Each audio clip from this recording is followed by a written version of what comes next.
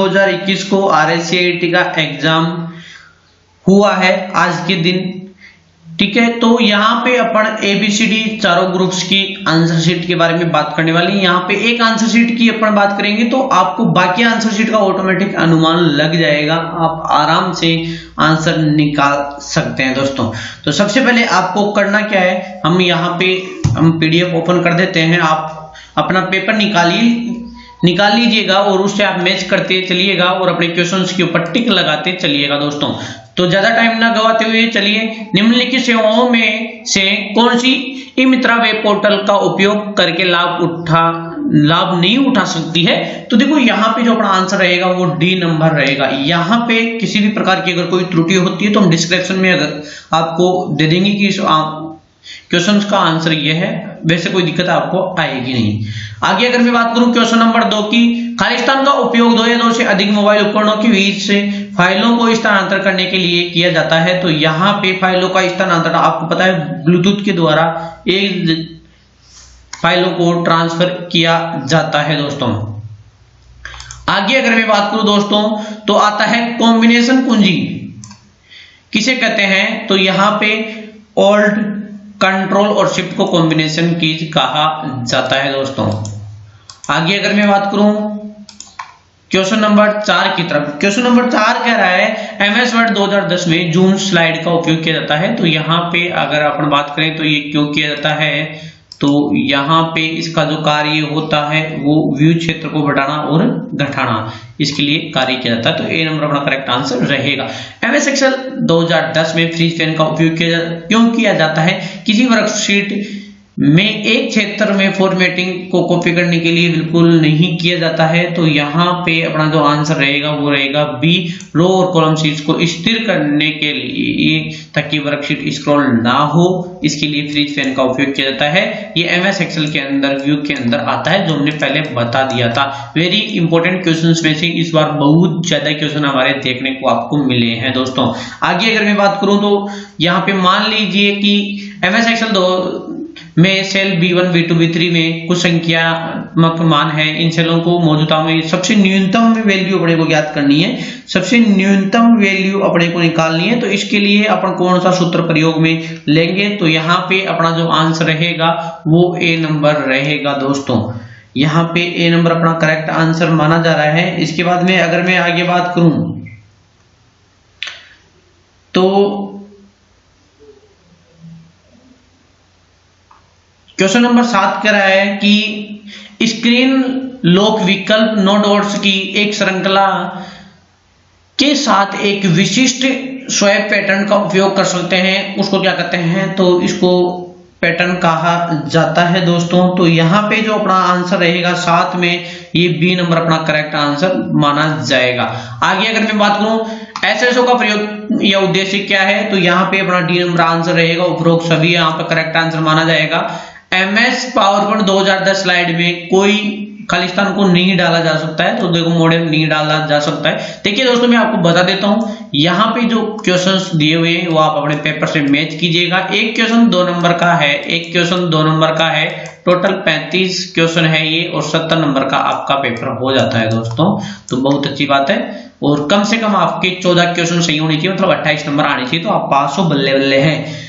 खालिस्तान में आमतौर पर ईमेल द्वारा उपयोगकर्ता को एक लिंक पर क्लिक करने और उसके व्यक्तिगत डाटा दर्ज करने के लिए कहा जाता है, इसे फायरवॉल कहा जाता है दोस्तों।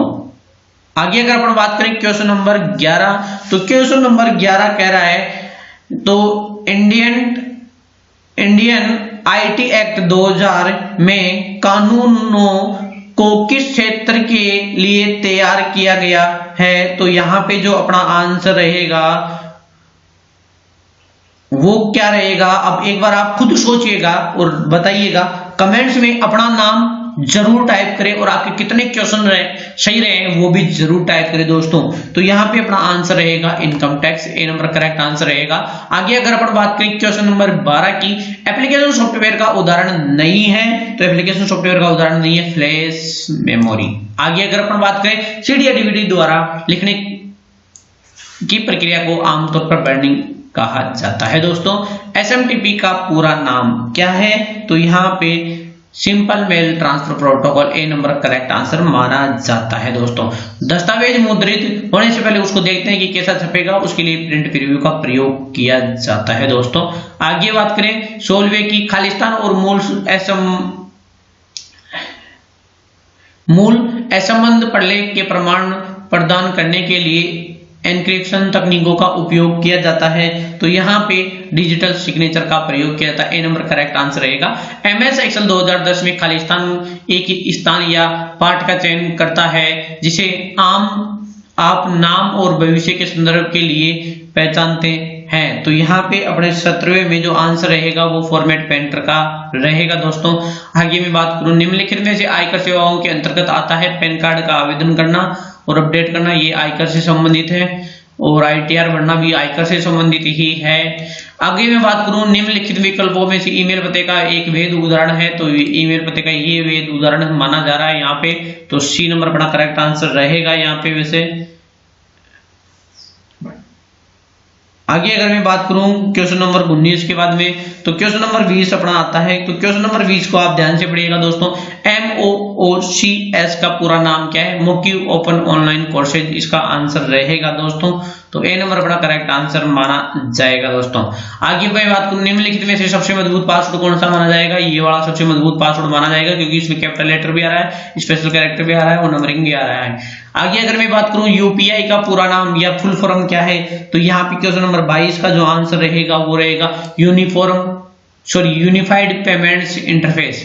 Unified payment interface A number correct answer माना जाएगा। क्वेश्चन नंबर 23 में कह रहा है ये गलत कौन सा है, तो देखिए यहाँ पे अगर गलत की बात करें तो POS टर्मिनल वेब ब्राउजर का एक उदाहरण ये यहाँ पे नहीं है, बाकी सब करेक्ट आंसर है, ये गलत बात है।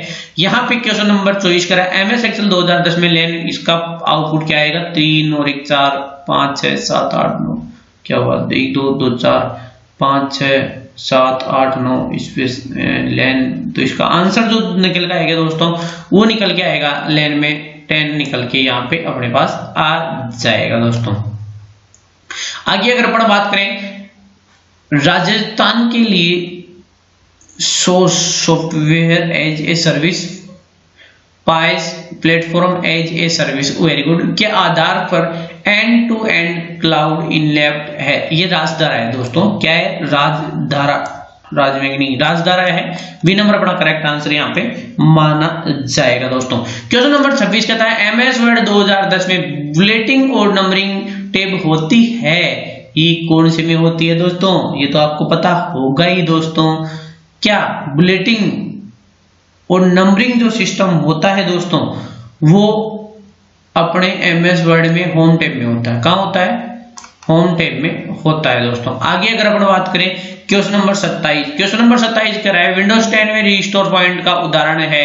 तो रिस्टोर क्यों किया जाता है? जब कोई खराब स्थिति हो जाती है तो किसी डेटा को पुनः प्राप्ति के लिए कंप्यूटर में रिस्टोर का कार्य किया जाता है। तो बी नंबर अपना करेक्ट आंसर माना जाएगा। आप कंप्यूटर सिस्टम को गति, भंडारण और प्रदर्शन के अनुसार कैसे वर्गीकृत कर सकते हैं? तो इनका जो है वो माइक्रो, मिनी, मेनफ्रेम, सुपर, इसके आधार पर अपन कंप्यूटर की गति, भंडारण और प्रदर्शन की विशेषताओं को जान सकते हैं और बता सकते हैं कौन सा ज्यादा महत्वपूर्ण है।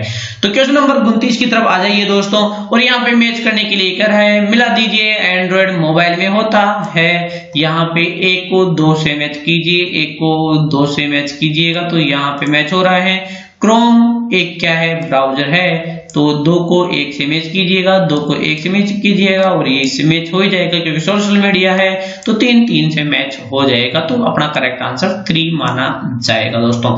आगे मैं बात करूं क्वेश्चन नंबर 30 की तरफ। MS एक्सेल 2010 में खालिस्तान डेटा बिंदु का वास्तविक मूल्य होता है।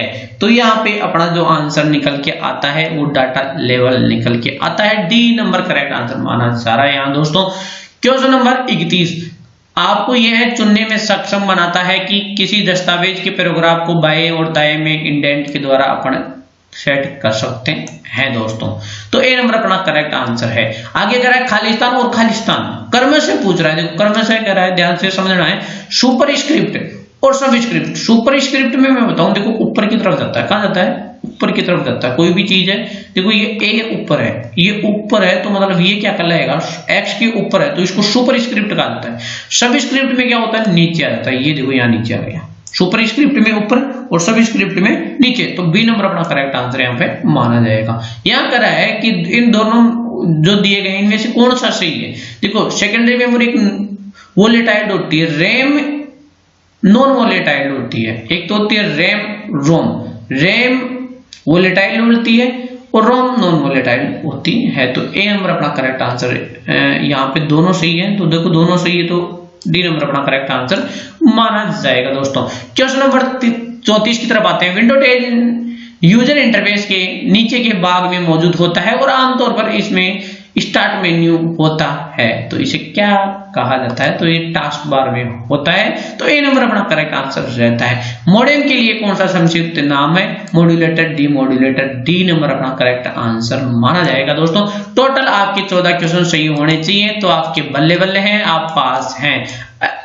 14 गुणा 2 टोटल आपको 28 नंबर मिल जाते हैं। दोस्तों कोई ये कहे कि मैं इंटरनल असाइनमेंट पहले मेरा जो सेंटर पे 35 नंबर का एग्जाम लगा था उसमें मैं पास हुआ या नहीं हुआ, दोस्तों आप पास हुए हो तभी आपका एग्जाम लगा है, अन्यथा आपका एग्जाम नहीं लगता।